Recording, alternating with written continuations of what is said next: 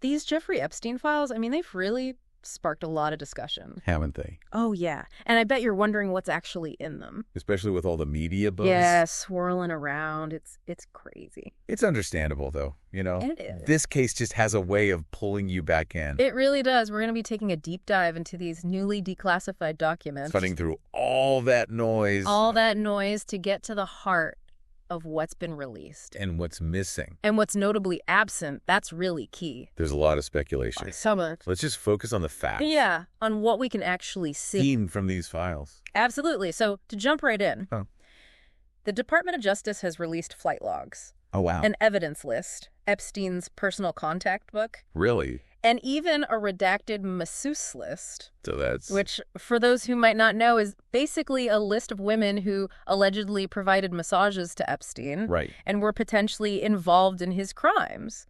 And actually, one of our sources provides a link to the raw documents. Oh, wow.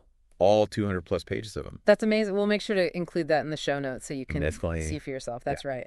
You can check it out at this link. Yeah. https://unusual-whales.ghost.io content files 202.5.2.oj Jeffrey Epstein files released -2025-02-27.pdf123.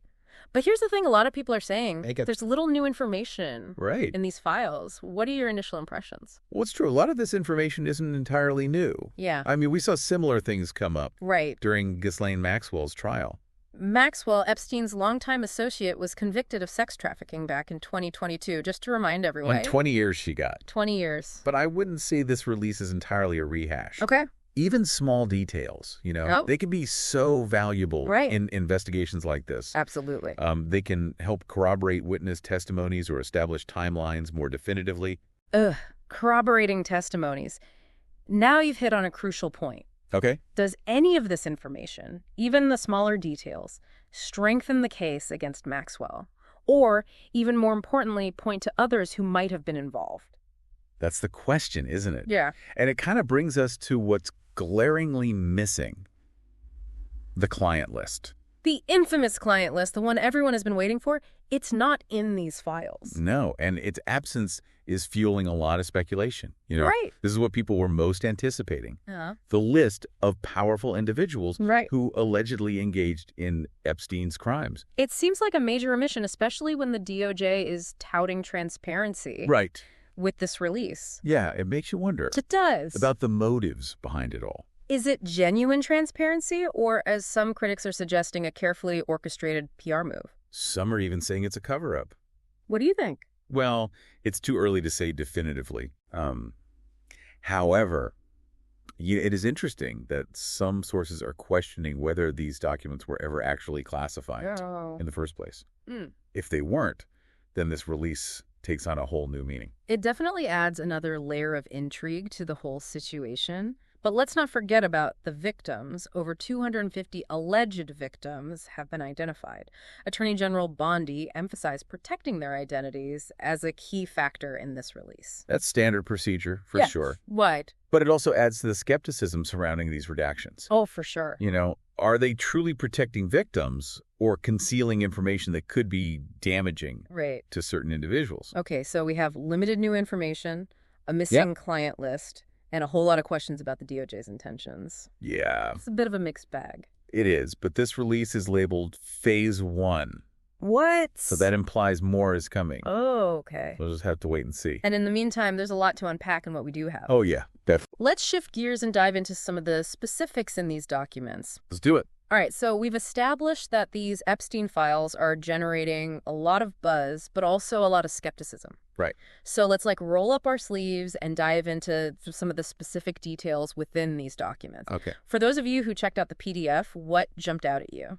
Well, one thing that's hard to ignore is Epstein's contact book. Oh, yeah. The sheer volume of names is just... I know. Staggering. It's unbelievable. We're talking hundreds of entries. Wow. From politicians and celebrities to academics. It's like a who's who of the global elite. It really is. It really paints a picture of how deeply connected he was. It does, and it makes the absence of that client list even more perplexing. You see this vast network. Yeah. But we're missing that crucial information about who might have been directly involved. It almost feels deliberate. Doesn't it? Like they're giving us a glimpse into his world, but withholding the most damning piece of the puzzle. It's a possibility, but let's play devil's advocate for a moment. Okay.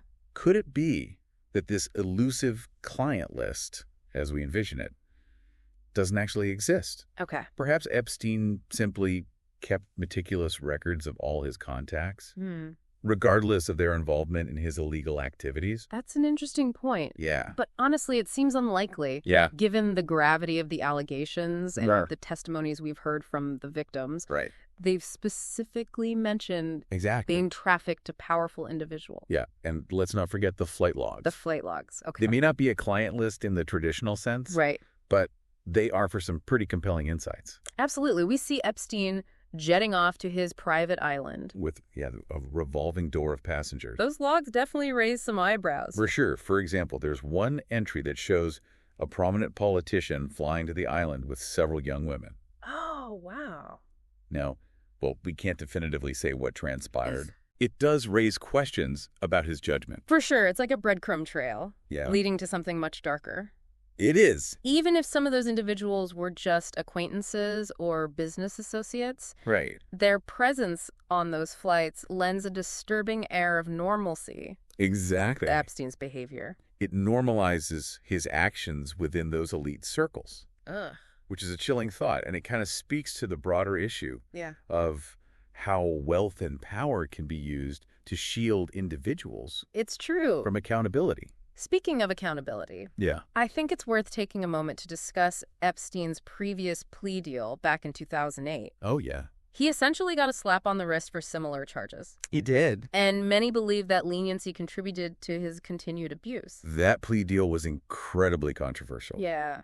Essentially, he pleaded guilty to state charges of soliciting prostitution from a minor Okay. and served only 13 months in jail 13 months. for such serious crimes. It's no wonder people are outraged. It's a prime example of how the legal system can fail to protect the vulnerable, It really is. particularly when those accused have wealth and influence. And it underscores the public's distrust For sure. in the DOJ's handling of this case. Yeah. People are questioning whether justice will truly be served, Yeah. even with these documents being released. That's understandable. There's a sense that the system is rigged Right. in favor of the powerful. Yeah. And the missing client list only amplifies that perception. So what does justice even look like in this case? Right. Epstein is dead, but the harm he inflicted is very much alive. That's the tough question, isn't it? It is. It's about more than just punishment at this point. It's about acknowledging the pain of the survivors, Yeah. holding those who enabled him accountable, and implementing systemic changes Oh, absolutely. to prevent this from happening again. Those are big, important goals. They are. But I wonder, with these documents as they are, incomplete, raising more questions than answers. Right. Can we achieve any of that? It's a challenge, but these documents, even with their limitations, can serve as a starting point. Okay. They offer a glimpse into the world Epstein operated in, the people he associated with, Right. and the patterns of abuse that were allowed to flourish. So what now? Yeah. What should we be focusing on as we move forward? Well, I think we need to shift our attention to the bigger picture. Okay.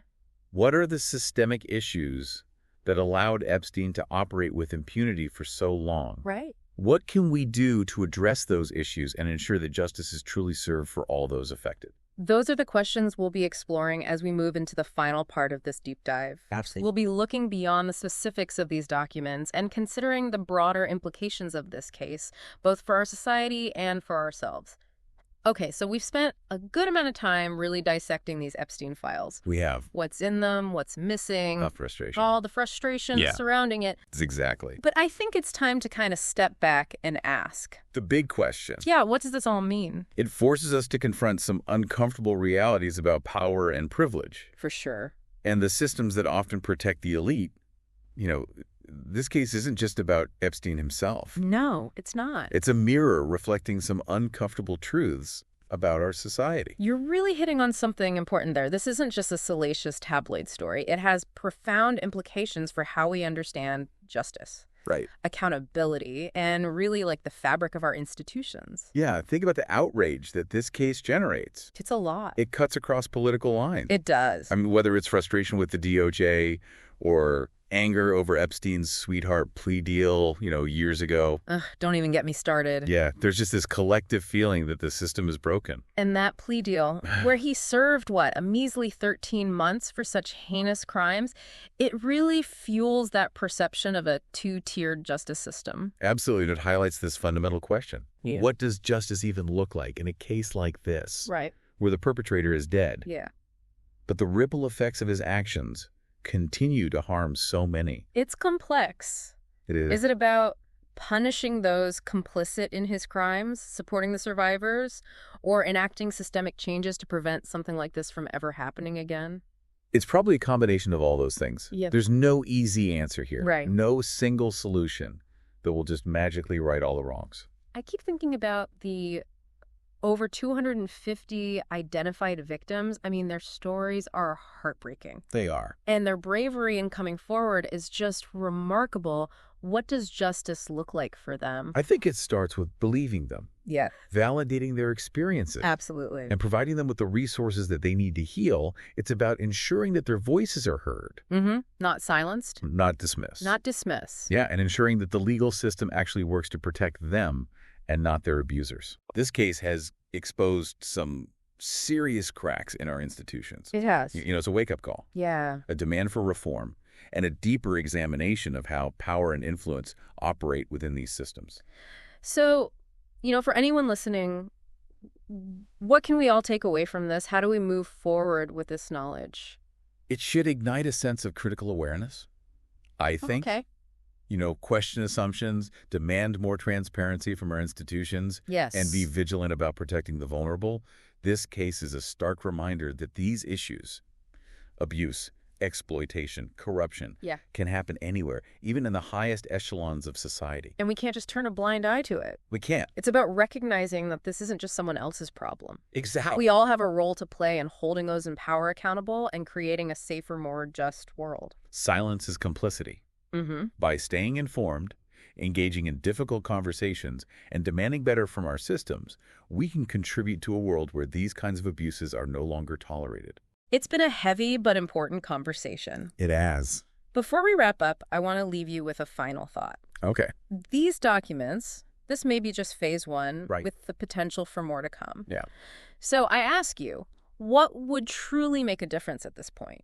What revelations would be most impactful? Well, that's a question worth pondering. It is. Is it finally seeing that client list Yeah. and holding those individuals accountable? Is it uncovering more details about how this operation was allowed to thrive for so long? Or is it about pushing for systemic reforms to ensure that no one, Right. regardless of their power or status, can exploit others with impunity? Those are powerful questions to consider, and that's really what we've aimed to do in this deep dive. We have. To equip you with the knowledge and context. For sure. To think critically about this case, and its really far-reaching implications. Knowledge is power. It is. By engaging with this information, by continuing to ask tough questions, Yeah. we can all contribute to a more just and equitable world. That concludes our deep dive into the Jeffrey Epstein files. Stay curious, stay informed, and never stop demanding better.